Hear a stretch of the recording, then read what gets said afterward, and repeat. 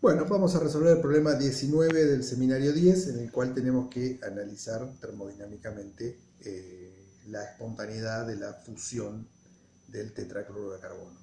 El procedimiento que vamos a emplear, el esquema de razonamiento que vamos a usar es el mismo para analizar la fusión de cualquier otra sustancia. Lo que pasa es que los datos numéricos que tenemos son los del tetracloruro de carbono, pero el mismo problema lo podemos plantear para la fusión de cualquier otra sustancia. Bien. El delta H de fusión del tetracloruro de carbono es de 637,5 calorías sobre mol. Y el cambio de entropía asociado a la fusión, el delta S de fusión, es 2,55 calorías sobre Kelvin mol. Observamos que tanto el delta H como el delta S son positivos. Eso ocurre para el tetracloruro de carbono o para cualquier sustancia. Siempre el delta H de fusión es positivo porque hay que entregarle calor al sólido para que se funda. Y el delta S de fusión también es positivo porque al pasar de sólido a líquido pasamos de un sistema más ordenado a uno más desordenado. Delta H y delta S de fusión vamos a suponer en este problema que son constantes independientes de la temperatura, lo cual no es estrictamente cierto. En realidad varían con la temperatura. Ligeramente, no mucho, pero varían.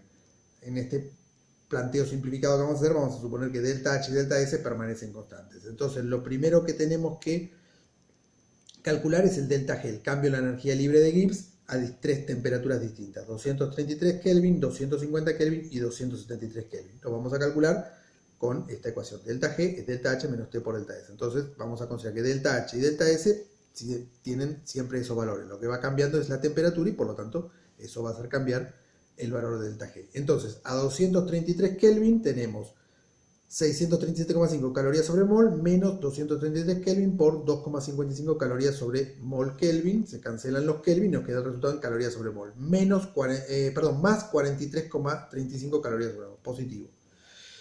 A 250 Kelvin nos da el delta H lo mismo, 637,5 calorías sobre mol menos 250 Kelvin por 2,55 calorías sobre Kelvin mol. Y acá nos da 0.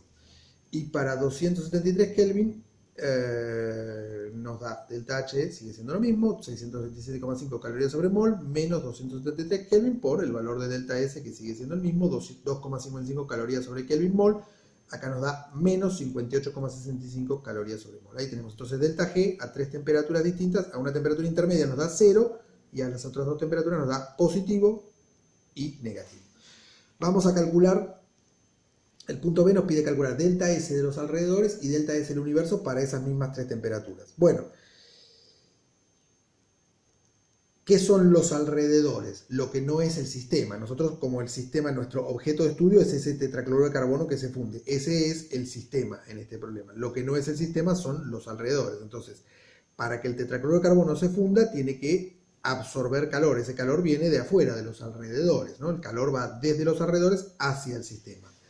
Delta S de los alrededores, el cambio de entropía de los alrededores, es el Q de los alrededores sobre la temperatura. En realidad, el delta S, como vimos, se calcula mediante esta integral. No es tan simple como calcularlo como esto, es mediante una integral. Lo que pasa es que cuando la temperatura es constante, esa integral se simplifica mucho y nos queda esto. Esto es válido. Calcular el delta S mediante este simple cociente lo podemos hacer porque la temperatura es constante. Es igual al Q de los alrededores sobre la temperatura. Y el Q de los alrededores, como el calor que entra al sistema es el que proviene de los alrededores, el calor de los alrededores es menos el calor del sistema. Y como el proceso ocurre a presión constante, el calor es igual al delta H. O sea que concluimos que el delta S de los alrededores es menos el delta H del sistema sobre la temperatura. Esto queda así tan simple, repito, porque es a temperatura y presión constante. Entonces vamos a calcular el delta S de los alrededores de esta manera.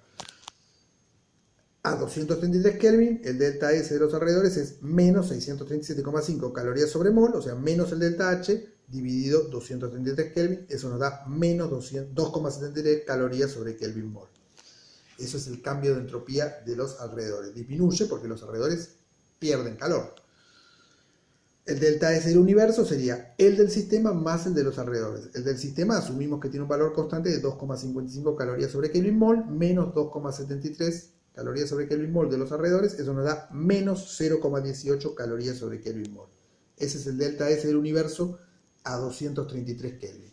A 250 Kelvin, el delta S de los alrededores es menos 637,5 calorías sobre mol dividido 250 Kelvin. Eso nos da menos 2,55 calorías sobre Kelvin mol.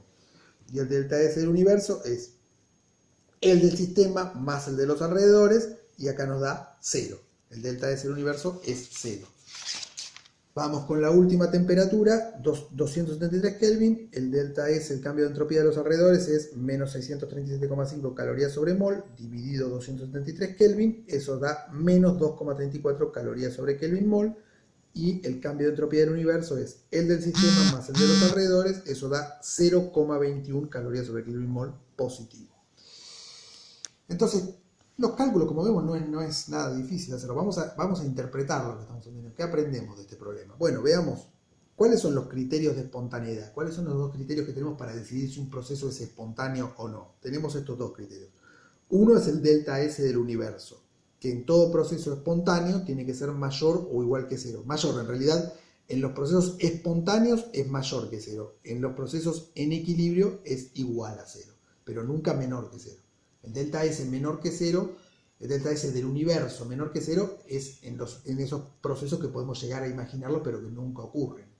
Los procesos en el mundo real ocurren en la dirección donde el delta S del universo es mayor que 0, donde aumenta la entropía del universo. Observemos que el criterio es la entropía, el cambio de entropía total. El cambio de entropía del universo es el que tiene que ser positivo. No necesariamente tienen que ser positivos los dos términos. Uno de los términos puede ser negativo, siempre que el otro sea suficientemente positivo para que la suma sea mayor que 0. No tienen que ser positivos el cambio de entropía del sistema y el de los alrededores. Uno de los dos puede ser negativo. Lo importante es que la suma, o sea, el cambio de entropía total, lo que llamamos cambio de entropía del universo, tiene que ser mayor que 0 en todo proceso espontáneo.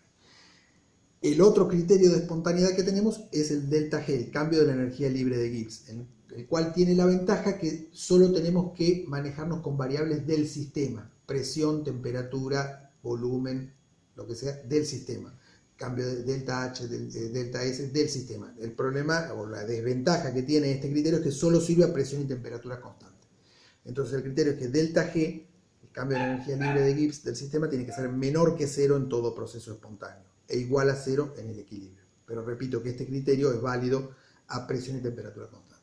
Si el proceso no ocurre a presión y temperatura constantes, podría ser que un proceso espontáneo tenga delta G positivo, si no ocurre a presión y temperatura constantes. En general, este criterio es muy útil porque es muy común que los procesos ocurran a presión y temperatura constantes. Entonces, es un criterio que normalmente vamos a aplicar porque se dan estas condiciones.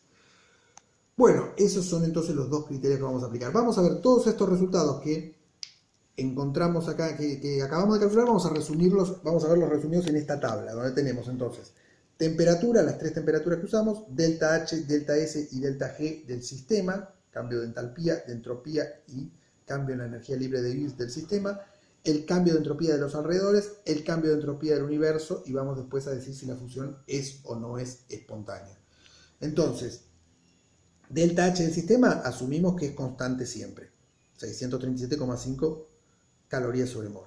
Delta S también decimos que el cambio de entropía del sistema es 2,55 calorías sobre Kelvin mol, independiente de la temperatura. Repito que estas dos no es estrictamente cierto que sean constantes, pero varían poco, entonces como un tratamiento simplificado vamos a considerar que son constantes. Bueno, delta G lo calculamos. A la temperatura de 250, delta G del sistema nos da 0. A las temperaturas menores que 250, por ejemplo 233, nos da positivo, 43,35 calorías sobre mol. Y a temperaturas mayores que 250, por ejemplo 273, nos da negativo, menos 58,65. El delta S de los alrededores siempre da negativo, porque los alrededores entregan calor al sistema. Siempre da negativo, pero cambia su valor absoluto. A medida que la temperatura aumenta, se va haciendo negativo siempre, pero de menor valor absoluto. 2,73, menos 2,55 a la temperatura de 250 Kelvin y menos 2,34 a la temperatura de 273. Y el cambio de entropía del universo, bueno, ese da a la temperatura de 250 da 0. A temperaturas menores da negativo y a temperaturas mayores que 250 da positivo. Entonces, ahí tenemos los dos criterios de espontaneidad. El delta S del universo y el delta G del sistema. Este criterio podemos usarlo porque el proceso ocurre a presión y temperatura constante. Entonces vemos que a la temperatura de 250 Kelvin, el delta S del universo para la fusión da 0 y el delta G del sistema da 0. O sea, esa es la temperatura de equilibrio, la temperatura a la cual sólido y líquido están en equilibrio. No está favorecido a esa temperatura el estado sólido ni el líquido. Esa es justamente la temperatura de fusión normal del tetracloruro de carbono. Para temperaturas menores que el punto de que la temperatura de fusión normal del tetracloruro de carbono, ¿qué nos da? Nos da el delta G del sistema, nos da positivo, y el delta S del universo nos da negativo, o sea, la fusión no es espontánea a esas temperaturas. El tetracloruro de carbono va a ser sólido a cualquier temperatura menor que 250. Y para temperaturas mayores que 250, por ejemplo 273, delta G del sistema nos da menos 58,65 y delta S del universo nos da positivo 0,21. Entonces la fusión es espontánea. El tetracloruro de carbono se funde espontáneamente a cualquier temperatura mayor que esta. El estado estable es el líquido. Repito entonces que el criterio de espontaneidad es el delta S del universo, no el delta S del sistema. El delta S del sistema siempre va a ser positivo para una fusión. Sin embargo, no siempre ocurre la fusión, porque la fusión implica un aumento de la entropía del sistema, pero también implica una disminución de la entropía de los alrededores. Hay una temperatura a la cual justamente esos dos efectos están compensados.